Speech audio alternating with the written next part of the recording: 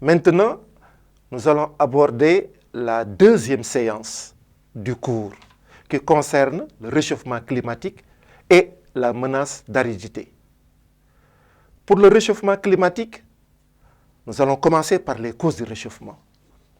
Et là, je te propose un document qui comporte un schéma incomplet du processus de l'effet de serre et un graphique sur les émissions mondiales de CO2 de 1960 jusqu'en 2015. Maintenant, observe bien le schéma incomplet sur le processus d'effet de serre. D'ailleurs, ce schéma, tu l'as déjà fait dans la première leçon de géographie. Complète le schéma, puis décrit le processus de l'effet de serre. Quelle démarche va-t-il suivre pour réaliser cette tâche? Tu sais que ce schéma a été fait dans la première leçon de géographie. Maintenant, je te rappelle que tu dois tout juste identifier les trous que tu dois compléter et puis tu décris. Tu sais aussi que 100% du rayonnement solaire n'arrive pas dans la Terre. La Terre ne reçoit que 45 à 50% de ce rayonnement. Mais la nuit, ce rayonnement est rejeté vers l'atmosphère. Et on l'appelle le rayonnement infrarouge. Ce rayonnement infrarouge, arrivé dans l'atmosphère, est absorbé par des gaz à effet de serre. La vapeur d'eau, le gaz carbonique et le méthane, pour la plupart. Et ce piégeage de l'infrarouge permet de maintenir la température de la Terre entre 15 et 18 degrés Celsius. C'est ce qui permet de réchauffer correctement la Terre. Donc, l'effet de serre est un processus naturel. Maintenant, qu'est-ce qui est dangereux? C'est que cette température augmente de plus en plus.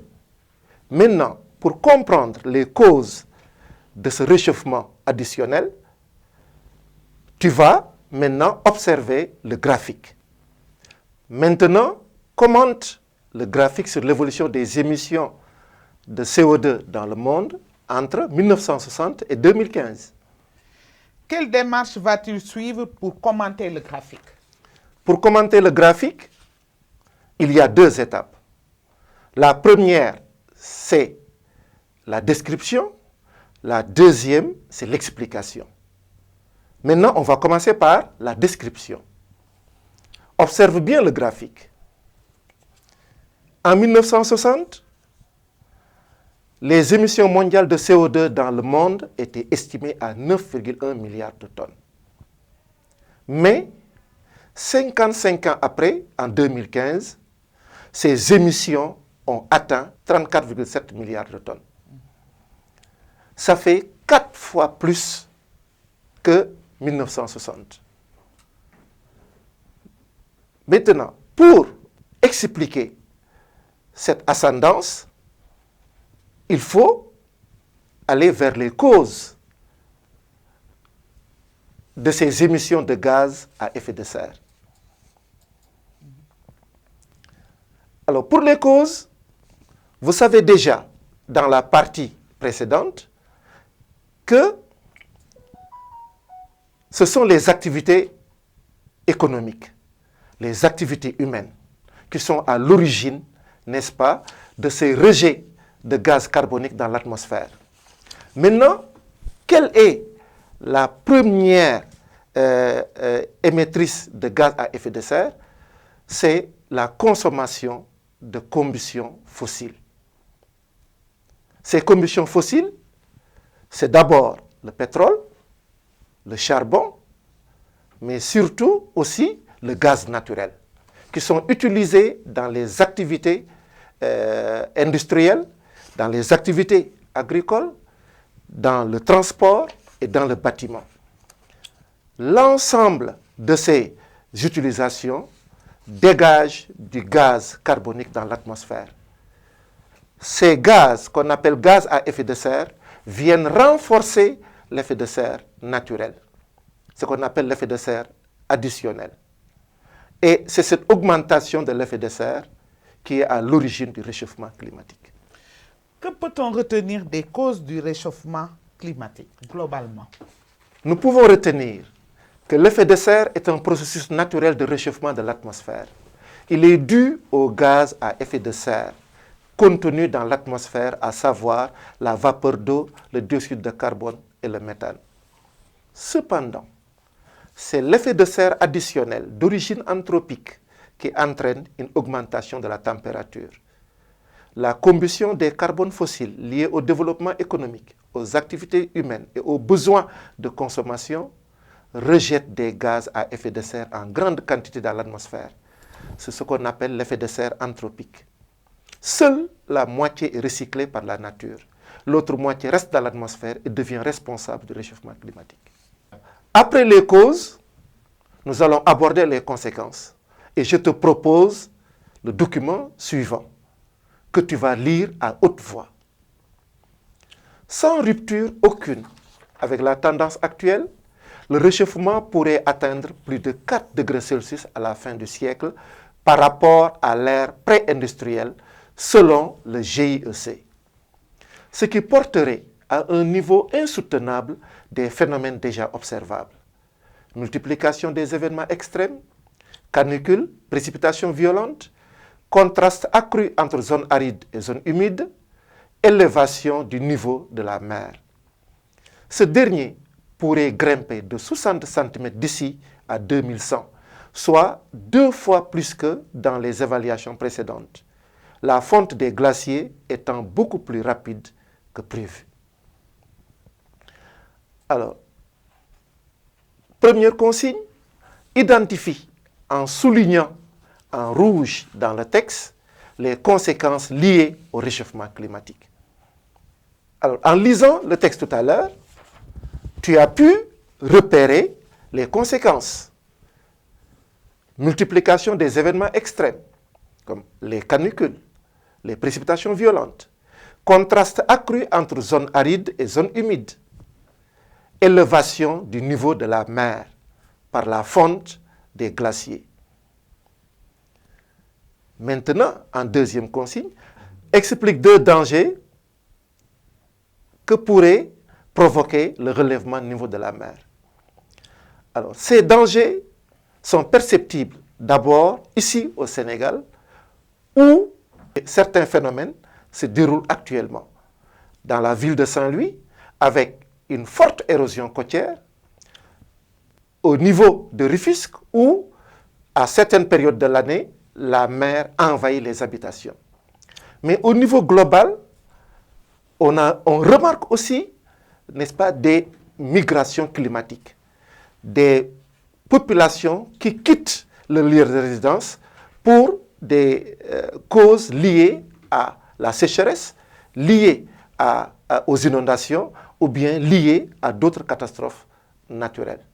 Quelle synthèse peut-on faire de l'étude des conséquences du réchauffement climatique? Nous pouvons dire que le réchauffement climatique provoque une augmentation du volume d'eau des océans par dilatation et par la fonte des calottes polaires entraînant la montée des eaux. C'est ce qui engendre une disparition des territoires, d'espèces animales, de la perturbation des écosystèmes, de l'accentuation des migrations climatiques, des risques d'inondation accrus, mais surtout de la baisse des rendements agricoles. Et tout cela crée des incertitudes sur l'avenir de la planète Terre. Le dernier point sur le réchauffement climatique concerne la prise de conscience mondiale avec point d'interrogation. Pour cela, je te propose quelques extraits du protocole de Kyoto et de la COP 21. Pour le protocole de Kyoto, tu lis le protocole de Kyoto de 1997. Il engageait 37 pays dans une démarche de réduction des émissions de gaz à effet de serre afin de limiter le réchauffement climatique. Il faudra attendre février 2005 pour que cet accord entre en vigueur. L'objectif affiché consiste alors à réduire ses émissions de 5%. Plusieurs grands pays industriels ne portent pas les objectifs du protocole. En effet, la Chine, les États-Unis et le Canada ou encore l'Australie craignaient que cette contrainte altère leur développement économique. Pour la COP 21 de Paris en 2015, il s'agit d'un sommet international regroupant 195 pays et l'Union européenne et visant à prendre des décisions pour limiter le réchauffement climatique. La COP 21 s'est conclue sur un premier accord qui prévoit de limiter l'augmentation de la température à 2 degrés, voire d'aller moins vers l'objectif 1,5 degré Celsius. Le troisième extrait, le retrait américain de la COP 21. L'annonce par Donald Trump le 1er juin 2017 de ne plus respecter les engagements pris dans l'accord de Paris sur le climat pourrait avoir de lourdes conséquences, non seulement sur le niveau global d'émissions de CO2, mais aussi sur la volonté affichée par la communauté internationale. Après avoir lu les 3 extraits, voici la consigne. Souligne dans les documents 5A et 5B l'objectif visé par chaque conférence. Dans le premier extrait, tu as lu que l'objectif principal du protocole de Kyoto, c'est de réduire les émissions de CO2 de 5%. Dans le deuxième extrait, il s'agit de limiter le réchauffement climatique, mais surtout de limiter l'augmentation de la température à 2 degrés, voire même descendre à 1,5. Donc, les objectifs sont clairement affichés. Réduire les émissions de gaz à effet de serre, limiter la température de la Terre à 2 degrés et même faire mieux, descendre à 1,5. Maintenant, relève dans les différents extraits les contraintes liées au respect des engagements pris par les pays. Alors, si nous prenons le premier extrait, malgré, n'est-ce pas, l'objectif affiché de 5%, beaucoup de pays industrialisés ne portent pas l'objectif du protocole. Pourquoi? Parce qu'ils pensent que ça peut altérer leur développement économique. Ça, c'est une première contrainte. Au niveau de la COP 21, l'objectif affiché, c'était de descendre en dessous de 2 degrés. Et en juin 2017, les Américains déclarent ne plus respecter leur engagement au niveau de la conférence de Paris sur le climat. Donc, ça fait 2 contraintes. Maintenant, troisième consigne, tu tires un bilan de ces politiques. Comment va-t-il procéder pour tirer un bilan? Pour tirer ce bilan, tu t'es rendu compte que l'opinion mondiale, à travers les Nations Unies, avait une farouche volonté de pouvoir réduire les émissions de gaz à effet de serre, de pouvoir limiter le réchauffement climatique, parce que les conséquences sont dramatiques. On s'est rendu compte que les pays pollueurs, les plus grands pollueurs du monde, refusent, n'est-ce pas, d'avoir ces contraintes parce qu'ils mettent en avant leur développement économique. Donc, en théorie, ils donnent leur volonté de respecter les engagements, mais dans la pratique, ils n'ont pas cette volonté, n'est-ce pas, de se donner des contraintes pour arrêter le réchauffement climatique ou bien réduire les gaz à effet de serre. Quels sont les aspects importants à retenir pour cette deuxième grande partie? Nous pouvons retenir que depuis les années 90 à nos jours, le monde se mobilise pour limiter le réchauffement climatique et inverser la courbe des émissions de gaz à effet de serre. L'engagement international s'organise autour de la COP, Conference of Parties, qui est un sommet international annuel organisé par les Nations Unies visant à prendre des décisions face au réchauffement climatique. Donc de la COP une en 1995 à la COP 25 en 2018. Malgré les COP et les bonnes volontés affichées, le principe de pollueur-payeur par exemple, beaucoup de pays développés hésitent encore à s'engager réellement dans l'action climatique mondiale pour sauver la planète. Alors, la dernière partie de la leçon concerne la menace d'aridité. Pour cette partie, je te propose un document, c'est-à-dire une carte des zones arides, avec comme consigne: identifie les zones arides sur la carte. Comment va-t-il procéder? Pour identifier sur la carte, tu as déjà une légende. C'est très bien. Maintenant, observe bien la légende et dis où se situent les zones arides sur la carte. D'abord, quelle est la couleur utilisée pour la zone aride? C'est la couleur orange, aride. Maintenant, en regardant la couleur orange sur la carte, mais on remarque que la zone aride se situe sur tous les continents. En Amérique du Nord et du Sud, même au Sud, il y a quelques traces. En Afrique, une grande partie est concernée.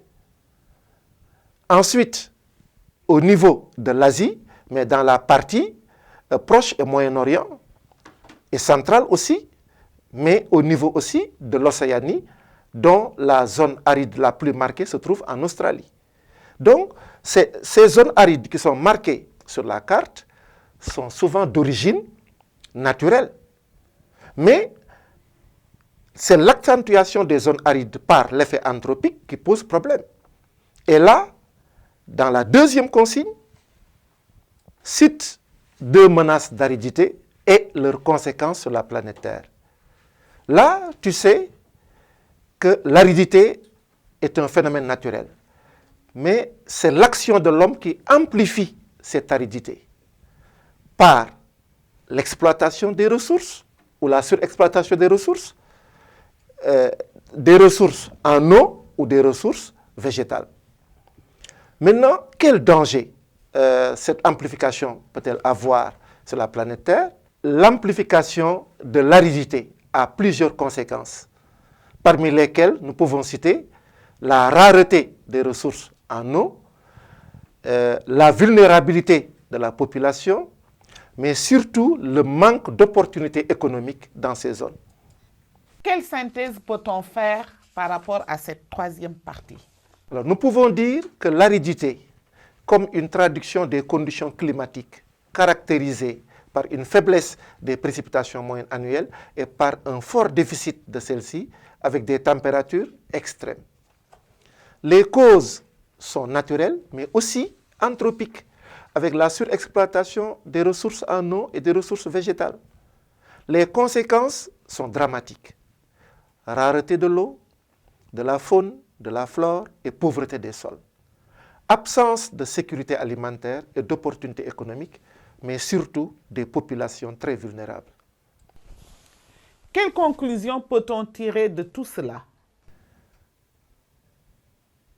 Alors, au terme de cette leçon, nous pouvons retenir que le développement des activités économiques, l'augmentation de la population mondiale et de ses besoins sans cesse croissants en énergie, en produits agricoles, industriels, sont à l'origine des changements climatiques sur la planète Terre. Les conséquences climatiques de l'exploitation économique menacent l'équilibre écologique de la Terre par la pollution, par le réchauffement et par l'aridité. Depuis le début des années 90, la communauté internationale se mobilise pour éviter de mettre en péril la planète. Réduction des émissions de gaz à effet de serre, limitation du réchauffement climatique sous la barre de 2 degrés Celsius, le principe pollueur-payeur appliqué au carbone. Cependant, pour rester sous la barre des 2 degrés Celsius, les États doivent se fixer des mesures bien plus contraignantes et intensifier leurs efforts. Une tâche difficile vu les intérêts divergents des uns et des autres. Après ce cours, je te propose un exercice qui va te permettre de t'auto-évaluer. Cet exercice est un commentaire de document de géographie. Un commentaire de 3 documents avec des consignes. Le premier document est une image. Le deuxième document est un tableau statistique sur les parts des différentes sources dans la demande totale d'énergie en pourcentage. Donc, les sources d'énergie sont le pétrole, 31% des parts, le charbon, 29% des parts, le gaz naturel, 21% des parts, les sources d'énergie renouvelables, 14% des parts, le nucléaire, 5% des parts, et le total, ça fait 100%. Ce document est tiré de Alternatives économiques, hors série, numéro 109, octobre 2016, à la page 74. Le troisième document est un texte. Pour lutter contre le réchauffement, le principe pollueur-payeur appliqué au carbone émis se généralise. Mais le niveau de contrainte reste bien trop faible. La somme des engagements nationaux d'atténuation des émissions de gaz à effet de serre annoncés à ce jour par près de 190 États conduit à un réchauffement catastrophique de plus de 3%. De plus de 3 degrés Celsius. Je reprends. Document 3. Le document 3 est un texte. Pour lutter contre le réchauffement, le principe pollueur-payeur appliqué au carbone émis se généralise. Mais le niveau de contrainte reste bien trop faible. La somme des engagements nationaux d'atténuation des émissions de gaz à effet de serre annoncés à ce jour par près de 190 États conduit à un réchauffement catastrophique de plus de 3 degrés Celsius. Pour rester sous la barre des 2 degrés, l'objectif de la communauté internationale, il faut que les États se fixent des cibles bien plus contraignantes et qu'ils intensifient leurs efforts. Et ce, alors que les énergies fossiles, à la source de 65% des émissions de gaz à effet de serre, ne sont pas assez chères pour inciter à accélérer la transition bas carbone. Ce texte aussi est tiré de Alternatives économiques hors série numéro 109, octobre 2016, à la page 74. Alors, voici les consignes. Première consigne. En observant l'image du document 1, identifie le type de pollution, donne sa définition, puis explique une de ses causes. Deuxième consigne. Construit le diagramme semi-circulaire de la part des différentes sources dans la demande totale d'énergie. Donc, document 2. Et la dernière consigne, en te référant au diagramme réalisé et au document 3, analyse une cause majeure qui empêche d'atteindre l'objectif de la communauté internationale. Ensuite, propose 2 solutions.